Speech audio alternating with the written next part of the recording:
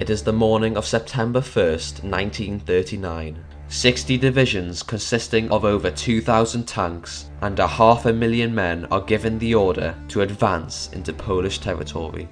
2 days later, honouring their guarantee of Polish sovereignty, the British Empire, led by Prime Minister Neville Chamberlain, officially declared war on Germany. They would be joined by France that same day, and within a period of 60 hours, Europe had been plunged back into another world war. This is the second episode in a 6-part series overviewing the Second Great War. Subscribe to not miss the rest. 6 days before the invasion, a non-aggression agreement between Germany and the Soviet Union was signed. This treaty, named the Molotov-Ribbentrop Pact, stunned the Allied nations as reports flooded in, accusing Germany of a massive military build-up along the Polish border. Both nations began preparing for conflict as Poland was the latest in a string of countries which Germany had invaded in the last 2 years. Prime Minister Neville Chamberlain was pressured by members of his own party to side with Poland if war was to break out, so he sent an official address declaring that an invasion of Poland would see immediate consequences from the Allies. Operation Himmler, otherwise known as Operation Conserve, undertaken on the 1st of September, was a ploy to make Poland look like the aggressor in a war against Germany. SS troops wearing Polish uniform and flying the Polish flag fired on a German position on the border. The Nazi chief propagandist Joseph Goebbels used this event to prove to the German public that the war was justified. By the time the story broke, the casualty rate of the war had already reached the hundreds. The German forces attacked from 3 fronts and vastly overwhelmed the Polish defence. They were able to push deep into Polish territory due to the use of the Blitzkrieg, which was a method of war used by the Germans and consisted of fast columns of tanks supported by aircraft punching holes in the enemy's lines. Then infantry would reinforce the breakthroughs, ready for the next attack to take place. The tactics of Blitzkrieg personified Hitler's strategy for the war. He wanted a quick victory against the Allies, first by conquering Poland, then France, which would end with a plea for peace from Britain. He would then turn the full might of the German military on the Soviet Union, ruled by Stalin, which Hitler saw as the great enemy of the German people. With the use of Blitzkrieg, the Germans over the next few weeks continued to push into Polish land.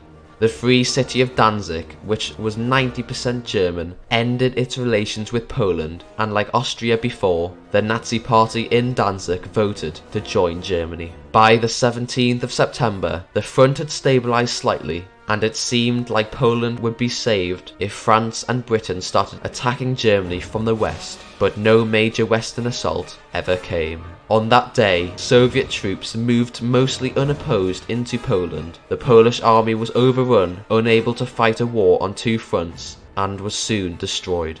Poland was then partitioned between Germany and Russia. However, it was clear that the Molotov-Ribbentrop Pact was only temporary to everyone but Stalin himself. To know World War II, you must also understand the Soviet Union. In 1917, communists under the leadership of Vladimir Lenin started a war with the Whites, who were a coalition of right-wing soldiers and generals. The old monarchy of Russia was destroyed, and the royal family shot, and a brutal civil war continued for 3 years. The Bolsheviks won, but when Lenin died in 1924, an important member of the party called Joseph Stalin took control. He turned Russia into an industrial powerhouse in just 2 decades, but at the price of millions of lives. Hitler believed that Russia should be conquered and settled by Germans as a part of Lebensraum. To sum it up, by 1939, Russia and Germany were unsettled allies. As a part of the Molotov-Ribbentrop Pact, Hitler gave Stalin his blessing to do whatever he wanted with Eastern Europe.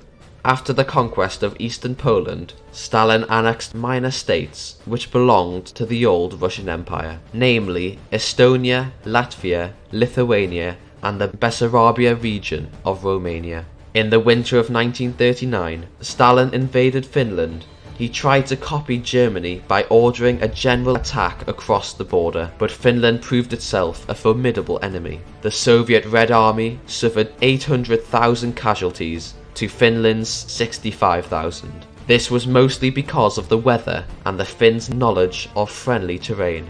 Finland was forced to sign a peace with the Soviets because by March their winter advantage was soon to disappear, and the Soviets had consistently pushed them back up until that point.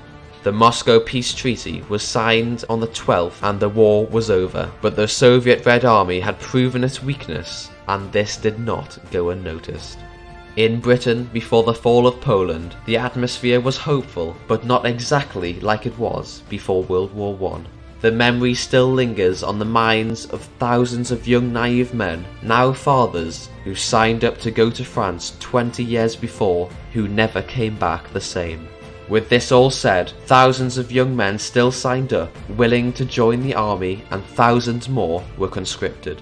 Even with the aggressive stance members of Parliament like Winston Churchill took in the early stage of the war, the government under Chamberlain refused to take any major action against Germany for now. Many historians believe this was to avoid Britain repeating the Great War. There was a fear in the country that history could replicate itself, and the country would have to go through the same thing again. But like Churchill points out, in this moment of the war, Britain was losing the initiative every day she sat idle.